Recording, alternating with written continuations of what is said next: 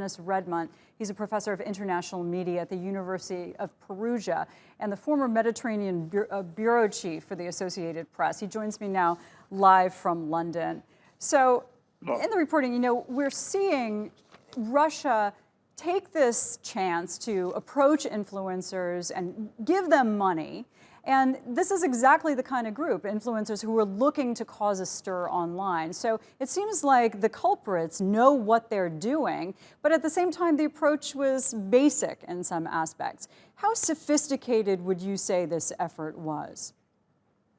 Well, this effort is quite sophisticated because it's been working since 2016 with the Internet Research Agency, which has been definitely diagnosed as coming from St. Petersburg and Russia. This agency already was playing havoc with the US elections at those days, and it continued to do so.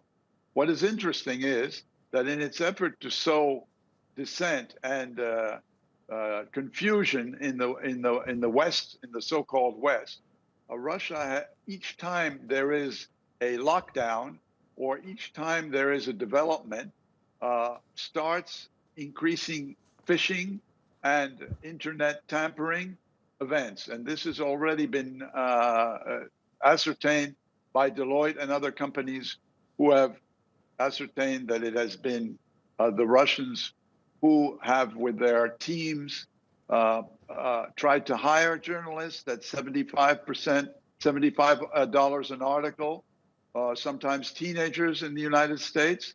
And therefore, the only way to counteract this is by internet literacy and trying to reject some of these effects by anti-spam and anti-internet attacks.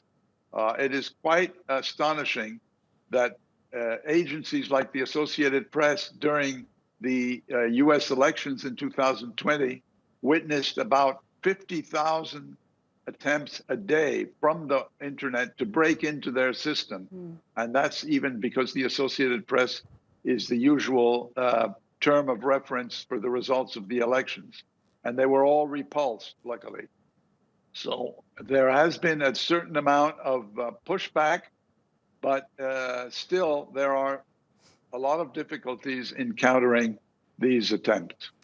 Okay, so let's say it's effective and Russia lowers confidence in Europe about the effectiveness or safety of vaccines. What does Russia get out of that? What is their goal in this kind of misinformation? Well, Russia, of course, has a long-term fear that its geographic location gives it an idea that it's circled, that it's besieged by all sides, that it's encircled. And so any NATO moves or other country moves gives it some fear. So its response is to exploit a certain amount of stress and strains and weaknesses in the Western society, so it can counter back. Actually, the other thing that what needs to be said about Russia is that its distinction between wartime and peacetime no longer exists. There's use of poison for its policy aims, use of troops in Syria. So all these attempts have put Russia in an encircled way. It has had also mixed results with its own vaccine.